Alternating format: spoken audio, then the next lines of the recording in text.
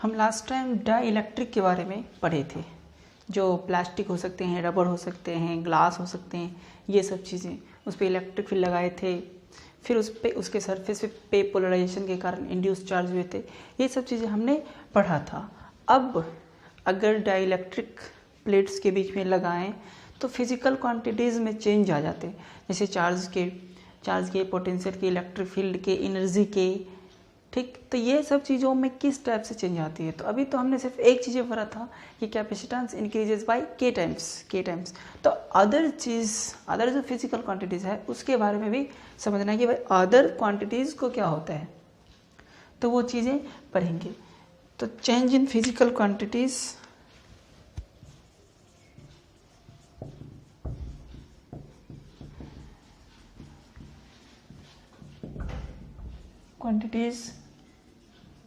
when dielectric is introduced.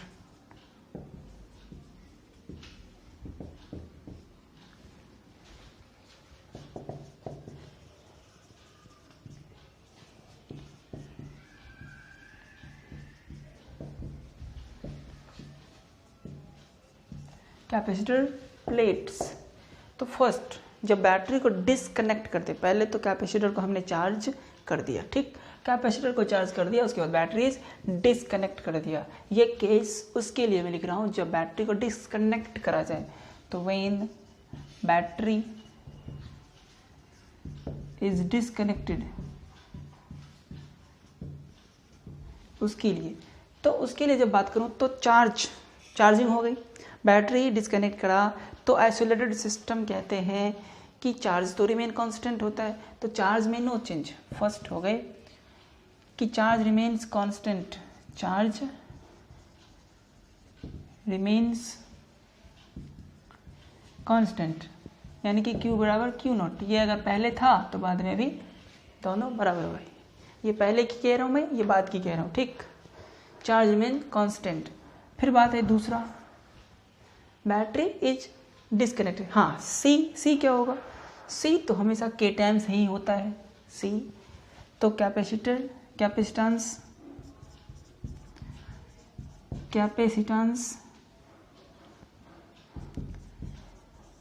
Increases, यानी कि सी हो जाएगा के सी नॉट। कैपेसिटेंस तो इंक्रीज हो जाती है के टाइम्स ना, ये पहले वाली मानना हो सी नॉट और ये बाद वाली मानना हो, ठीक। थर्ड, अब देखो तो भी बराबर क्या होता है, भी बराबर होता है Q बाई सी, भी इक्वल टू होते हैं Q बाई सी। तो बाद वाले Q कितने, बाद वाले Q तो वही है, मान लेता हूँ Q0। अब पहले वाले Q, ऐसा समझो मैं पहले की बैटरी निकाल रहा हूँ, मैं पहले की पोटेंशियल क्या होगी Q बाई सी, और बाद की क्या होगी, बाद की पोटेंशियल V0 बराबर Q0 बाई के सी नॉट। तो Q0 बाई सी नॉट के टाइम्स हो गए ना, Q0 और सी नॉट। ये मैं किसका मानना हूँ, ये मैं मानना हूँ पहले वाले का ना, हाँ पहले वाले का के टाइम्स। तो मैंने यहाँ पे उल्टा करा, बाद वाले की मान लो भी, तो बाद वाले Q, बाद वाले सी, बाद वाले सी कितने, बाद वाले सी तो के सी नॉट होगा ना। बाद वाले भी को हम क्या माने हैं, शुरू वाले को जीरो माने हैं, तो बाद वाले को विदाउट जीरो। तो बाद वाले जो भी होगा वो बाद वाले Q, तो बाद वाला Q और पहले वाला Q तो वही है, बात तो बराबर है। और बाद वाले जो C है वो कितने हैं, ये है ना बाद वाले C, तो ये के टाइम्स हो गए ना, ये के टाइम्स हो गए। देखो तो V0 जो है शुरू वाले, V0 जो है ये तो ये है शुरू वाले Q बाय शुरू वाले C। तो बाद वाले भी फाइनल वाले हैं, फाइनल वाले भी बराबर फाइनल वाले Q, तो फाइनल वाले Q तो Q0 ही है, फाइनल वाले Q तो Q0 ही है, और फाइनल वाले C तो के सी नॉट है। तो Q0 बाई सी नॉट होता है क्या, V0। तो देखो तो भी क्या हो जाएगा, भी हो जाएगा V0 बाई के। It means potential difference decreases by के टाइम्स। तो हम इसे क्या कह सकते हैं, पोटेंशियल डिफरेंस डिक्रीजेस बाय के टाइम्स कह सकते हैं, नहीं कह सकते, यहाँ से देख लो तो लिख दो। So potential difference decreases by 1/k times. ठीक है भाई, थर्ड पता चल गया। अब देखो इलेक्ट्रिक फील्ड की बात करो। इलेक्ट्रिक फील्ड तो हमें पता है पहले से कि k टाइम्स डिक्रीज हो जाते हैं, तो इलेक्ट्रिक फील्ड हो जाएगा E0/k। सीधा ऐसे समझ लो, इलेक्ट्रिक फील्ड ऐसे हो गए। एनर्जी की बात करो, पोटेंशियल एनर्जी, U क्या होते हैं Q²/2C, Q²/2C। Q को कुछ हुआ ही नहीं, Q को कुछ हुआ ही नहीं, और C क्या हो गए, C k टाइम्स हो गए हैं। C क्या हो गए, k टाइम्स, तो Q0²। फाइनल एनर्जी निकालना हो ना, फाइनल एनर्जी Q²/2C, जो कुछ भी फाइनल Q और इनिशियल Q बराबर है, तो Q0²/2C। 2C के बदले फाइनल C कितने, KC0। तो देखो तो Q²/2C0 यानी कि बाद वाली एनर्जी का k टाइम्स हो गया, यानी कि energy decreases by 1/k times. खुद अब समझ लो कि एनर्जी भी या पोटेंशियल एनर्जी ऑफ कैपेसिटर, तो वो भी कितने हो गए, U0/k। इस तरीके से ये सब चीज़ें डिक्रीज इंक्रीज हो रहे हैं। इसी तरह से हम जब बैटरी को कनेक्ट कर देंगे, जब बैटरी को कनेक्टेड रखने देंगे, व्हेन बैटरी इज, इसे नोट कर लो पहले, ठीक है। अब मैं इसे रब कर रहा हूँ, दूसरा चेंज कर रहा हूँ। तो व्हेन बैटरी इज कनेक्टेड, जब बैटरी कनेक्टेड रहेगा तब क्या होगा, तब भी तो कांस्टेंट रहेगा भाई, भी तो कांस्टेंट रहेगा कि नहीं रहेगा। तो चलो भाई, पहला को कहाँ पे भी वाला है, भी ये रहा, नहीं तो छोड़ो सबको रब कर लेता हूँ। ठीक है, तो हम दूसरा वाला पढ़ रहे हैं कि when battery remains connected. First था कि जब बैटरी डिसकनेक्ट कर दूं तब के लिए क्या क्या कंडीशन बनेगी इंट्रोड्यूस करने से के को, इट मीन्स डाइलेक्ट्रिक कांस्टेंट को। ठीक है, ये इंसुलेटर होते हैं, ठीक है, इंसुलेटर होते हैं डाइलेक्ट्रिक। तो चलो भाई, ये बैटरी रिमेन्स कनेक्टेड, तब क्या होगा, जब बैटरी कनेक्टेड रहेगा तो कांस्टेंट पोटेंशियल डिफरेंस मिलते रहेगा, तो potential difference remains constant. First में क्या होगा, पोटेंशियल डिफरेंस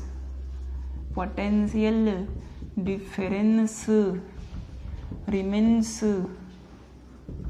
कांस्टेंट, मतलब V बराबर V0, फाइनल इनिशियल बराबर होगी, ये इनिशियल है या फाइनल मान लो, दोनों बराबर होगी। ठीक, दूसरा C बराबर KC0, वो तो होगा ही, लिख लो भाई, फाइनल हो जाएगा KC0, C0 है शुरू वाला, तो सीधा लिख दिया मैं, कैपेसिटेंस k टाइम्स हो जाते हैं। थर्ड में बात कर लो Q की, तो Q बराबर क्या होते हैं, C भी, Q बराबर C भी होते ना, C बढ़ गया है बट भी वही है, तो फाइनल Q बराबर फाइनल C फाइनल V, तो फाइनल C क्या होगा KC0, भी फाइनल V0 है, तो यानी कि K टाइम्स Q0 हो गए, K टाइम्स C भी, तो कह सकते हैं ना, इनिशियल C इनिशियल V बराबर इनिशियल चार्ज K टाइम्स हो गए, यानी कि चार्ज K टाइम्स हो जाती है। It means when battery remains connected then charge increases, बढ़ते रहेगा, क्योंकि K का वैल्यू 1 से ज़्यादा होता है, हमने पढ़ रखा है इसको।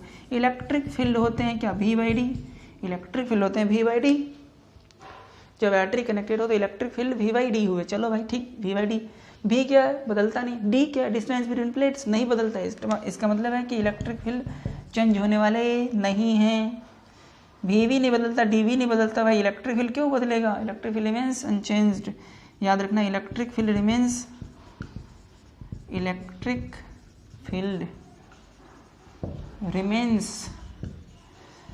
अनचेंज्ड, याद रखना है, वही होते हैं, कुछ चेंज नहीं होते हैं। चलो एनर्जी की बात करूं तो हाफ CV² होते हैं ना, half CV²।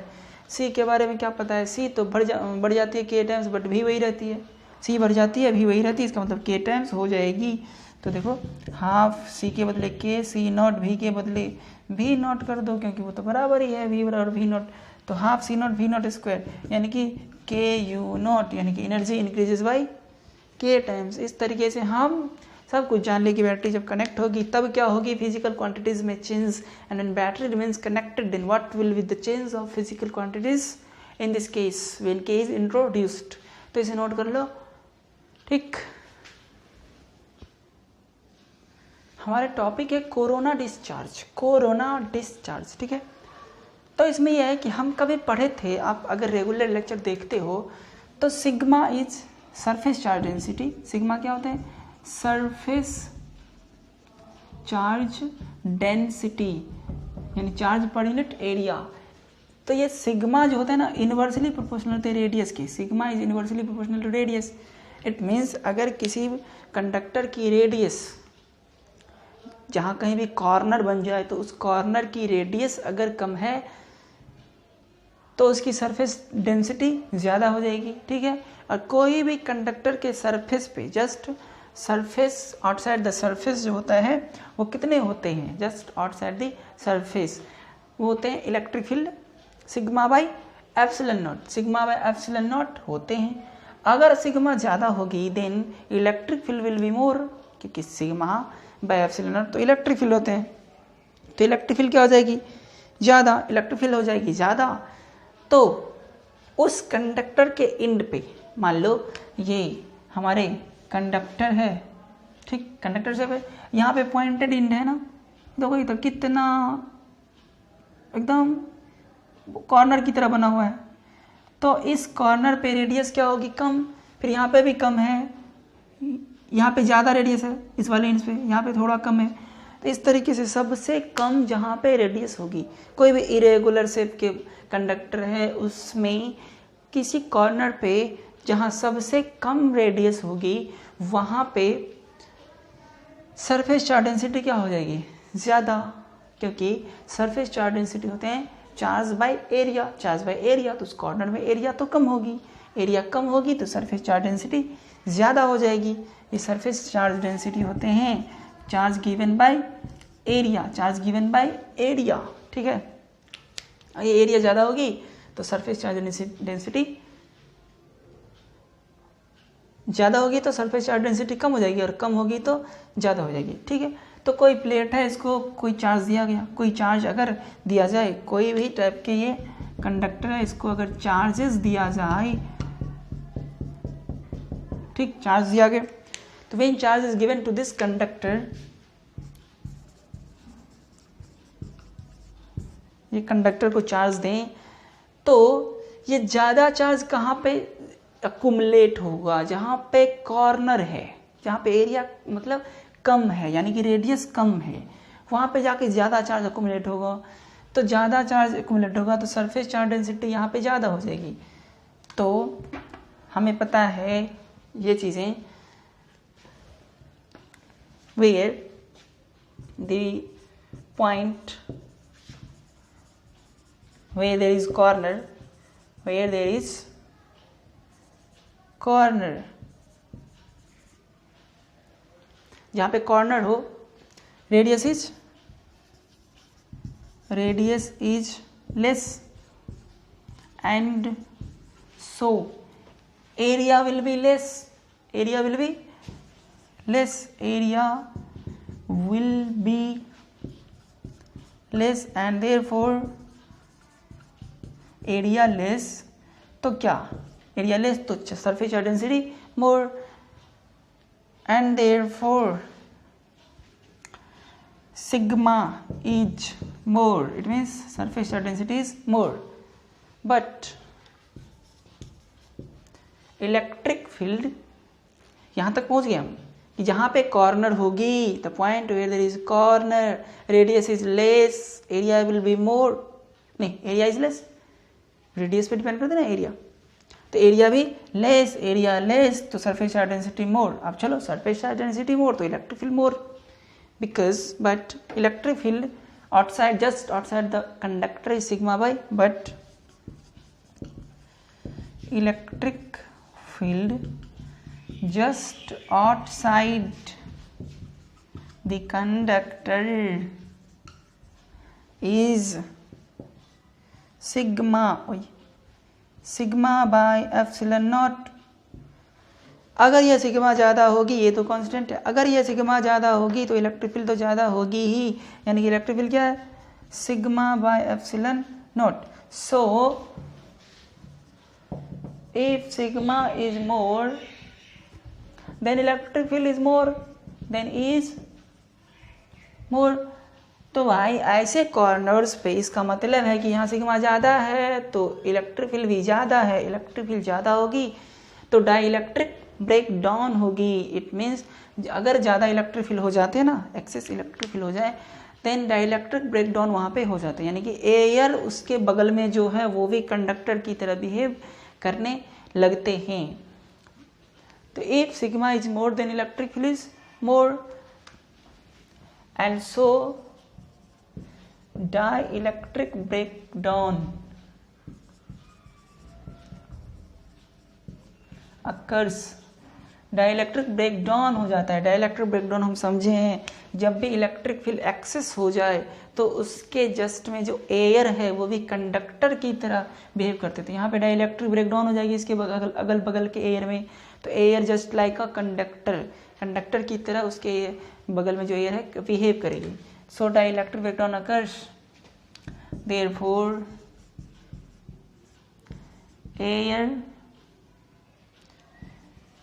near the surface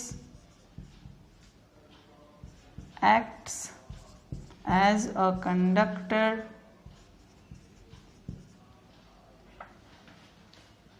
and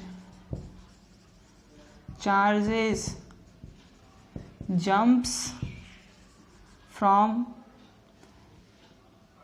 conductor to the air। इस कंडक्टर से एयर में charge jumps from conductor to the air। This phenomenon is called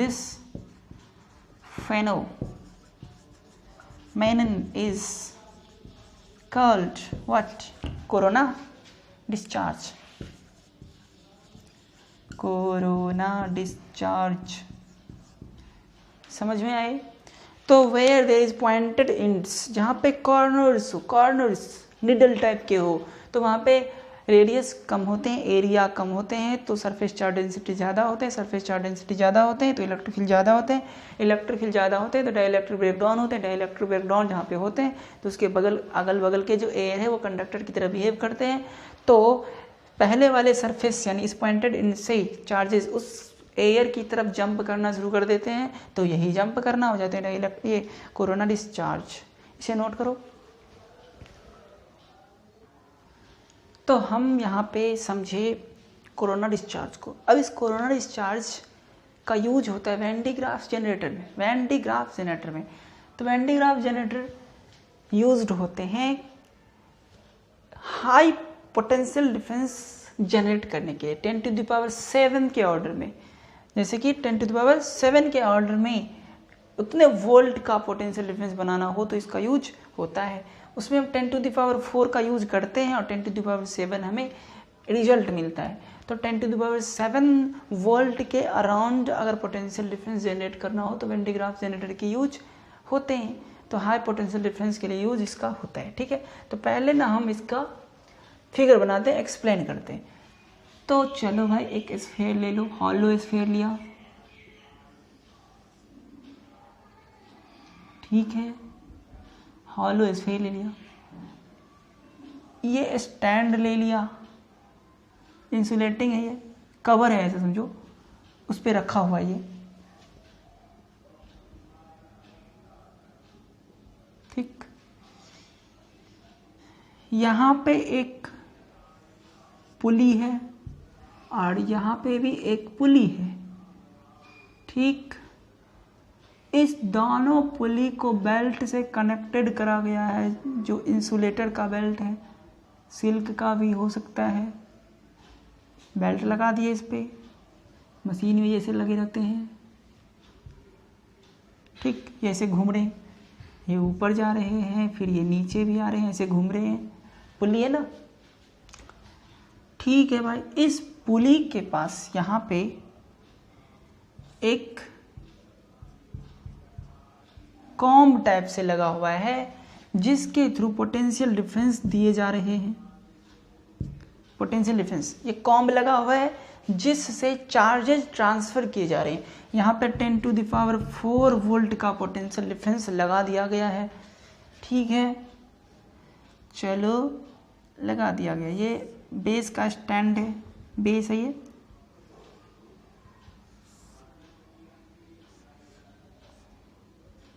ये इसके साथ कनेक्टेड है, ये बस स्ट्रक्चर है, ये बेस है, ये इंसुलेटिंग स्टैंड है, इंसुलेटिंग स्टैंड यानी ये कवर है समझो। इसके ऊपर हॉलो स्फीयर है, ये हॉलो स्फीयर, ठीक, हॉलो स्फीयर वहाँ पे हमने रख दिया। ये पुली है, ये भी पुली है, चलो पुली 1 कह दो, इसको कह दो पुली ए, और इसको कह दो पुली बी। पुली ए, पुली बी, बीच में ऐसे पूरा इस बेल्ट को आने जाने के लिए रास्ते छोड़ देते हैं। ये क्या है? इंसुलेटिंग बेल्ट है, इंसुलेटिंग बेल्ट जो सिल्क का हो सकता है, ठीक, इंसुलेटिंग बेल्ट हो गए, ये पुली हो गए, ये हॉलो स्फीयर हो गए। यहाँ पे हम निगेटिव टर्मिनल, पॉजिटिव टर्मिनल, ठीक, इसको ग्राउंडिंग कर दो, ठीक, तो इसलिए ये क्या हो गए, ये क्या हो गए, negative terminal, positive terminal, higher potential, lower potential. कितने की वोल्ट दी जा रही है? 10⁴ वोल्ट, 10⁴ वोल्ट दिए जा रहे हैं, ठीक। अब देखना है कि इसकी एक्सप्लेनेशन करें कैसे, तो इसे पहले नोट कर लो, फिर एक्सप्लेनेशन करते हैं। तो अब इसे समझना है कि अब क्या होगा, ठीक है। चलो एक कॉम यहाँ पे मिला दो, ये स्फीयर जो है ना मेटल का है, मेटेलिक का है, इस पे एक और कॉम लगा देता हूँ यहाँ पे, एक कॉम उस पे लगा दिया, एक कॉम नीचे लगा दिया। अब गौर से देखो, वर्किंग को एक्सप्लेन करें तो प्रिंसिपल तो इसका ये हो गया कि this changes low potential difference to high potential difference, यानी कि 10⁴ तो मैं यूज ही कर रहा हूँ, मिलता है मुझे कितना, 10⁷। ये जो स्टैंड है इसके ऊपर ये मेटेलिक है, मेटेलिक स्फीयर यहाँ पे रखा हुआ है, ठीक है, वहाँ पे रखा हुआ है। ये इंसुलेटिंग चीज़ है, कवर सब समझो। ये यहाँ पे 0 पोटेंशियल से कनेक्टेड है, ये इसके साथ अटैच्ड है, पुली है, यहाँ पे भी फिक्स है दोनों। ये बेल्ट ऐसे घूम रहे हैं, ये बेल्ट ऐसे घूम रहा है, फिर ये भी ऐसे घूम रहा है, ठीक। चलो भाई, मैं यहाँ पे भी एरो देती हूँ कि कैसे घूम रहा है। सो अब क्या होता है, अब मैं गौर से देख रहा हूँ कि यहाँ पे हम कुछ दिस पोटेंशियल डिफरेंस लगा दिए हैं, ये हायर पे है, तो positive charge is transfer to this comb, comb का नाम रख दो, कुछ कुछ रख दो, ए बी हो गया है, मेटेलिक स्फीयर का नाम यहाँ पे रख दो सी, मेटेलिक स्फीयर का नाम सी रख दिया, तो इस कॉम्ब का नाम रख देता हूँ डी, और इस कॉम्ब का नाम रख देता हूँ ई, ठीक है, कॉम्ब डी और ई रख दिया।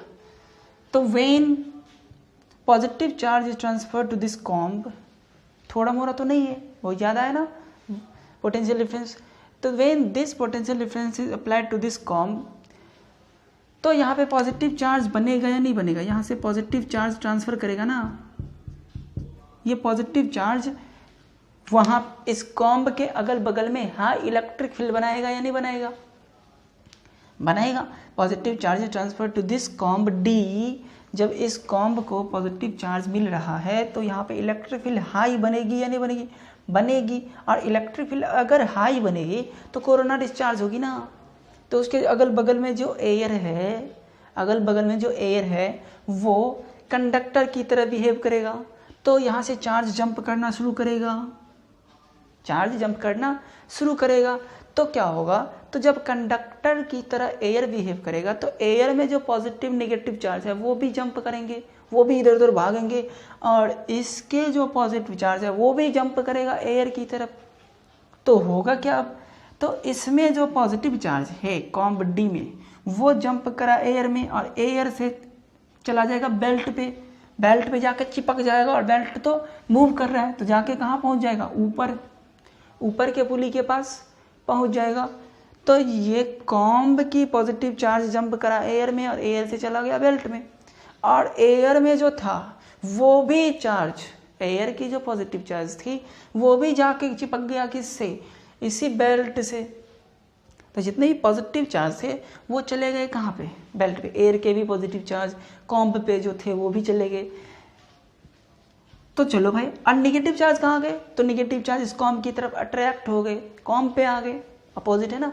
तो नेगेटिव चार्ज कहाँ वाला नेगेटिव चार्ज? एयर की नेगेटिव चार्ज।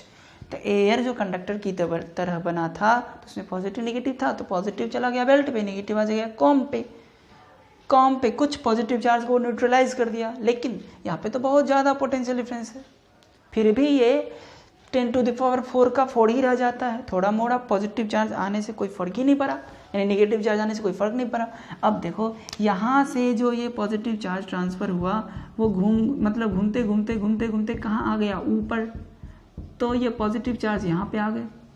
अब देखो यहाँ पे जो पॉजिटिव चार्ज आए वो बहुत ज़्यादा आ रहे हैं, एक्सेस आ रहे हैं, तो यहाँ पे भी डाइलेक्ट्रिक ब्रेकडाउन होने वाले हैं। डाइलेक्ट्रिक ब्रेकडाउन फिर ऊपर होगा, फिर वहाँ यहाँ पे भी इलेक्ट्रिक फील्ड क्या हो जाएगा? इस कॉम्ब के पास भी डाइलेक्ट्रिक ब्रेकडाउन होगा, because excess positive charge is accumulated at that point.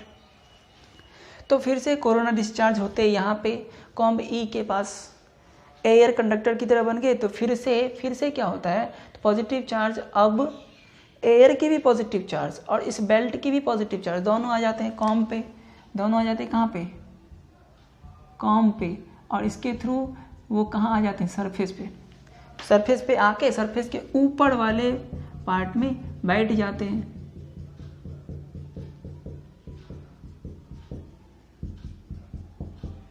Surface पे आ गए, सरफेस के ऊपर वाले पार्ट में जितने भी चार्जेस आते हैं वो सरफेस के आउटर सरफेस पे, ये जो मेटल है ना, मेटलिक स्फीयर, उसके आउटर सरफेस पे जाके बैठ जाते हैं। तो इस तरीके से यहाँ से जितने भी पॉजिटिव चार्जेस आ रहे हैं, फिर यहाँ पे कोरोना डिस्चार्ज होके, कोरोना डिस्चार्ज यहाँ पे जो होते हैं, तो बेल्ट की भी पॉजिटिव चार्ज, बेल्ट की भी पॉजिटिव चार्ज, तो बेल्ट की भी पॉजिटिव चार्ज, और एयर जो एयर में जो कोरोना डिस्चार्ज हुआ था तो उसमें भी पॉजिटिव चार्ज जो था वो भी, तो दोनों पॉजिटिव चार्ज इस कॉम पे आ गए। कॉम ये तो मेटलिक है, मेटल से कनेक्टेड है, ये भी मेटल है, वायर है, तो इस मेटलिक वायर के थ्रू इस मेटलिक सरफेस पे गया और सरफेस पे जाके आउटर सरफेस पे चला गया। कभी भी चार्ज जब देते हैं ना तो वो आउटर सरफेस पे जाके अकुमुलेट होते हैं। तो इस तरीके से यहाँ से पॉजिटिव चार्ज आए जा रहे हैं और यहाँ पे जमा हो रहे हैं आउटर सरफेस पे। तो इस मेटलिक स्फीयर के आउटर सरफेस पे चार्जेस का अकुमुलेशन इंक्रीज होते रहेगा और इंक्रीज होते रहेगा, तो इलेक्ट्रिक फील्ड बढ़ती रहेगी कि नहीं बढ़ती रहेगी? बढ़ती रहेगी। और देखो जब ये वापस आ रहा है तो सब के सब चार्ज को दे रहा है, ले जाओ, यहाँ से लेता है यहाँ देता है, यहाँ से लेता है यहाँ देता है। बेल्ट यहाँ से लिया और वहाँ दे दिया, वापस आया खाली हाथ। तो इस तरीके से चार्जेस यहाँ से सप्लाई हो रहे हैं और यहाँ पे बढ़ते जा रहे हैं। तो बढ़ते इसके आउटर सरफेस पे इतनी ज़्यादा हो जाती है ना कि फिर से वो उसके अगल बगल डाइलेक्ट्रिक ब्रेकडाउन होना शुरू हो जाता है। क्योंकि जब इस स्फीयर को एक्सेस पॉजिटिव चार्ज मिल जाएगा, कुछ तो ऐसी लिमिट होगी ना भाई कि अब नहीं चाहिए, मुझे थक गया मैं लेते लेते।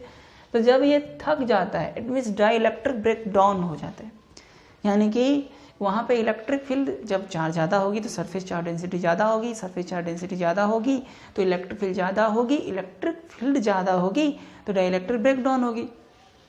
तो इसके अगल बगल की एयर भी क्या हो जाएगी? तब कंडक्टर की तरह बन जाएगी। तो उस कंडीशन में जब चली जाएगी ये स्फीयर, तब उस टाइम अब हम और भी ज़्यादा चार्ज इस स्फीयर को नहीं दे सकते हैं, ठीक। तो वो कौन सी पॉइंट है, वो कौन सी? तो वो है 3 × 10⁶, 3 × 10⁶ वोल्ट पर मीटर। अगर इस स्फीयर की इलेक्ट्रिक फील्ड हो जाए, इस स्फीयर के आउटर सरफेस पे इलेक्ट्रिक फील्ड हो जाए, तो उससे ज़्यादा हम नहीं दे सकते हैं, क्योंकि वो उसकी डाइलेक्ट्रिक स्ट्रेंथ हो जाते हैं, वहाँ पे जाके डाइलेक्ट्रिक ब्रेक डाउन हो जाएगा। तो उससे ज़्यादा तो हम चार्ज अब दे ही नहीं सकते हैं। तो एक लिमिट पे पहुँच जाता है कौन? ये आउटर सरफेस। तो उससे ज़्यादा चार्ज हम इसको नहीं दे सकते हैं। तो वहाँ पे जाके जितने भी पोटेंशियल डिफरेंस उसकी होती है बस रुक जाता है, उससे ज़्यादा हम नहीं कर सकते हैं। तो इसे नोट करो और मैं अभी एक्सप्लेनेशन कर देता हूँ और आप उसे नोट कर लोगे। आपको मैं फिर से समझा दूँ कि यहाँ से क्या होता है, 10 वोल्ट का सप्लाई दिया तो यहाँ पे डाइलेक्ट्रिक ब्रेकडाउन हुआ, तो पॉजिटिव चार्ज ट्रांसफ़र हुआ बेल्ट को, नेगेटिव आ गया इस पे डाइलेक्ट्रिक ब्रेकडाउन के कारण।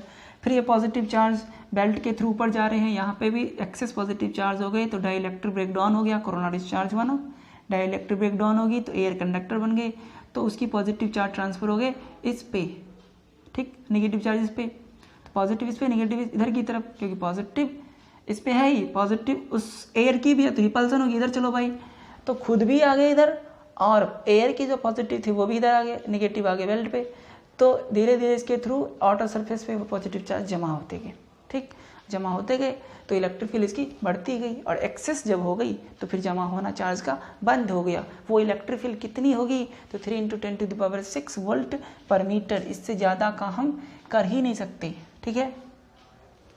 तो जब इसकी रेडियस को अब अगर इसकी रेडियस तो डिफरेंट ले सकते हैं ना, ये जो हमने हॉलो स्फीयर लिया तो उसकी रेडियस अगर 1 मीटर का लूँ, उसकी रेडियस अगर 1 मीटर का लूँ तो इसकी पोटेंशियल डिफरेंस कहाँ पे जाती है, 3 × 10⁻6 के ऑर्डर में लगभग उतना हो जाता है। तो ऐसा समझो कि 10⁴ से 10⁻6 और 7 के ऑर्डर में हम पोटेंशियल डिफरेंस ऑब्टेन कर लेते हैं। तो यही तो मेरा मकसद था, ठीक। तो अभी हमने दो चीज़ें लिखा है, प्रिंसिपल और कंस्ट्रक्शन। इसका काम क्या था, तो हाई वोल्ट में चेंज करना, it produces a very large potential difference of 10⁻7 volt, इतने वोल्ट के ऑर्डर में, यानी इसके लगभग में करना इसका वर्क है, ठीक। तो कंस्ट्रक्शन, जो कुछ भी मैंने यहाँ पे लिखा है उसके कंस्ट्रक्शन के बारे में कुछ लिखा है कि hollow metallic sphere C, metallic sphere ऊपर सी है ना, is placed on insulating stand, इस स्टैंड पे ऊपर से रखा हुआ है। 2 pulley A and B are situated at base and top, एक बेस पे एक टॉप पे respectively, on which insulating belt, जिसपे insulating belt free to move है, insulating belt is connected which is free to move on pulleys, ठीक। Comb D and E, com D is connected with this volt, D is connected with this volt at bottom पे, ये bottom है ये, and com E is eight top, com E को top पे लगाया गया। ये जो कुछ भी हमने फिगर में लिखा वो है। अब बात है इसकी वर्किंग की, तो मैं इसको रब करूं और वर्किंग लिखूं। चलो मैं आप लोगों को इतना समझाऊं वर्किंग के बारे में, ठीक, मैंने समझा दिया था, एक बार बस रिपीट करवा देता हूँ। तो positive charge is transferred to the comb D को पॉजिटिव चार्ज ट्रांसफर किए जा रहे हैं दिस वोल्ट सप्लाई से with this volt supply, due to this supply dielectric breakdown occurs at comb D, इतने ज़्यादा सप्लाई है तो डाइलेक्ट्रिक ब्रेकडाउन होगी, क्योंकि इलेक्ट्रिक फील्ड वहाँ पे कॉम्ब E के पास ज़्यादा हो जाएगी, ठीक है। तो डाइलेक्ट्रिक ब्रेकडाउन होगी तो वहाँ पे जो एयर है उसमें भी पॉजिटिव नेगेटिव चार्ज है, वो कंडक्टर की तरह बिहेव करेंगे तो वो उसके भी पॉजिटिव नेगेटिव चार्ज मूव करने लगेंगे, तो उसकी पॉजिटिव चार्ज और इस कॉम्ब की भी पॉजिटिव चार्ज दोनों जाके चिपक जाएंगे किसके साथ, बेल्ट के साथ। And so air becomes conductor near to it and therefore positive charge moves towards belt and negative charge comb की तरफ, towards comb D। तो comb D also transfers positive charge to the belt, comb भी belt को transfer करता है और air भी transfer करता है, तो belt में ज़्यादा पॉजिटिव चार्ज हो गए और वो carried out by belt to the top पे बेल्ट ले गया, किसकी मदद से, तो मोटर लगे होते हैं, मोटर उसको घुमाते रहते हैं, घूमते रहता है, ये ऊपर जाते रहते हैं, at comb E with the help of motor की मदद से। Now the density of positive charge at comb E के पास बढ़ते रहता है, क्योंकि यहाँ से सप्लाई जारी है, also increases and dielectric breakdown occurs, dielectric breakdown occur होता है वहाँ पे भी, यहाँ पे भी, E पे भी, तो वहाँ पे जो हुआ फिर से पॉजिटिव चार्ज यहाँ से यहाँ आएगा, तो at comb E so again positive charge is transferred to the comb E and negative charge to the belt, negative जाएगा बेल्ट की तरफ, तो कुछ नेगेटिव चार्ज इस बेल्ट पे जो पॉजिटिव उसको न्यूट्रलाइज कर देगा, लेकिन वो कम ही होगा। ये न्यूट्रलाइजेशन इस कॉम्ब पे भी होगी, नेगेटिव चार्ज आएगा ना इस कॉम्ब D पे, तो वहाँ पे भी न्यूट्रलाइज होगा, लेकिन उससे कोई फर्क नहीं पड़ेगा, क्योंकि बैटरी पॉजिटिव चार्ज कंटिन्यूसली दिए जा रहे हैं, थोड़ा मोड़ा सब न्यूट्रलाइज हो जाएगा तो कोई फर्क नहीं पड़ेगा। Negative charge to the belt via comb E, positive charge is given to the metallic sphere, comb E के थ्रू, वाया मतलब कॉम्ब E से जाते हैं आउटर स्फीयर पे, तो via comb E positive charge is given to the metallic hollow sphere. अब इस पे आ गए और इस पे अंदर में नहीं रखे, वो बाहर में जाते हैं, ठीक है।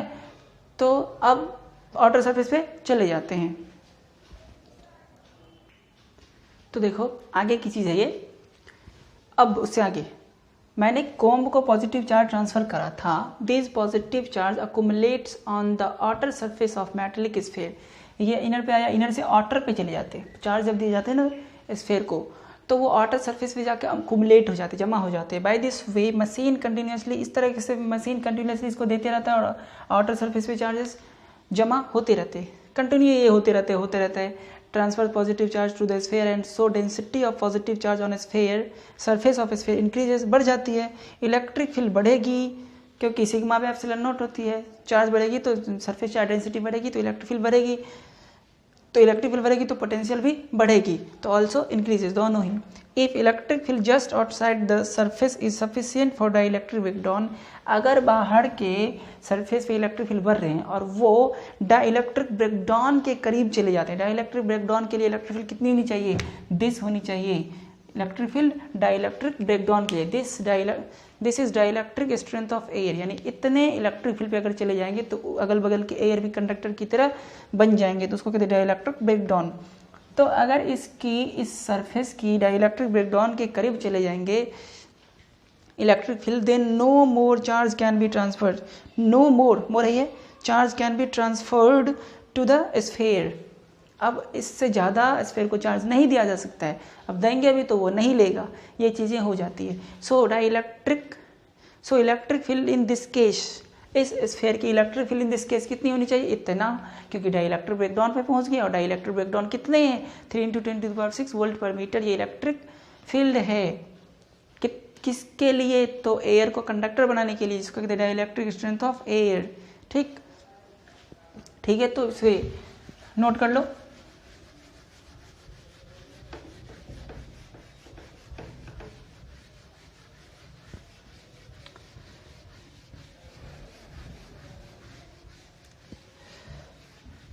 अब इधर ध्यान दो थोड़ा, हमें पता है इलेक्ट्रिक फील्ड तो पता चल गया ना, अभी तक इसकी पोटेंशियल पता नहीं चला है। अब गौर से देखो, थोड़ा मैथमेटिक्स करते हैं, अभी तक तो पूरे वर्ड्स चल रहे थे।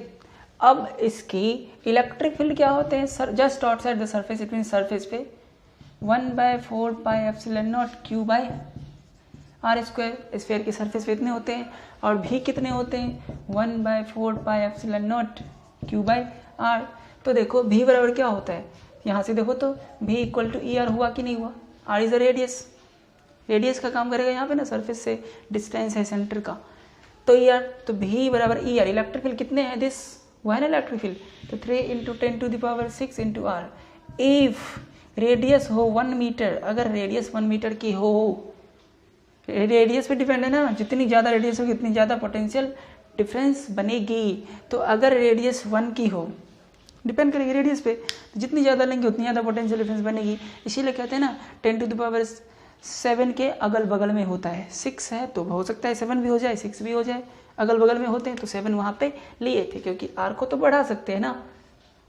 तो if R = 1 meter then V = 3 × 10⁶ × 1, यानी कि भी हो गए 3 × 10⁶ वोल्ट की। तो हमने 10⁴ यूज़ किया, 10⁶ या 7 इसके अप्रॉक्स में मिला, तो थोड़ा बढ़ा या नहीं बढ़ा, यानी हाई पोटेंशियल डिफरेंस मिल गया ना, बहुत ज़्यादा हाई है ये। तो इस तरीके से हाई पोटेंशियल डिफरेंस हमें मिल गए। देखो अब इसको, ये किसकी है, ये याद रखना कि एयर के लिए डाइइलेक्ट्रिक स्ट्रेंथ है, यानी कि इतनी इलेक्ट्रिक फील्ड पे एयर कंडक्टर की तरह बिहेव करेगा। तो इलेक्ट्रिक फील्ड मैंने पोटेंशियल की फॉर्मूले लिखा, दोनों को रिलेट करवा दिया, तो वो हो गए। ठीक है, तो इस तरीके से हम इस वैन डी ग्राफ जनरेटर को समझे, इसको अच्छे से कॉन्सेप्चुअली समझना है। यहाँ पे ज़्यादा रोल किसका था, वही डाइइलेक्ट्रिक ब्रेकडाउन का रोल था। जहाँ जहाँ चार्ज डेंसिटी बढ़ती है वहाँ पे डाइइलेक्ट्रिक ब्रेकडाउन होने की चांसेस होते हैं। थोड़े मोरे बढ़ने से कोई फ़र्क नहीं पड़ेगा, ज़्यादा होनी चाहिए, अगर वो ज़्यादा हो तब जाके उसके अगल बगल के एयर कंडक्टर की तरह बिहेव करता है। तो ये हो गए। So we obtain a high potential difference, लिख सकते हैं यहाँ से, हम लिख लो यहाँ पे। So we obtained a very high potential difference, very high potential difference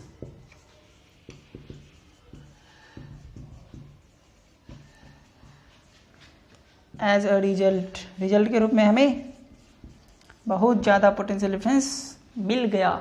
तो यही तो करना था ना, लो पोटेंशियल को हाई में चेंज करना था, मैंने कर दिया। तो यहाँ इसको अब अच्छे से खुद समझना है, खुद दिमाग लगाना है, बार बार पढ़ोगे तो समझ में आ जाएंगे। ठीक है, नेक्स्ट टाइम मिलते हैं।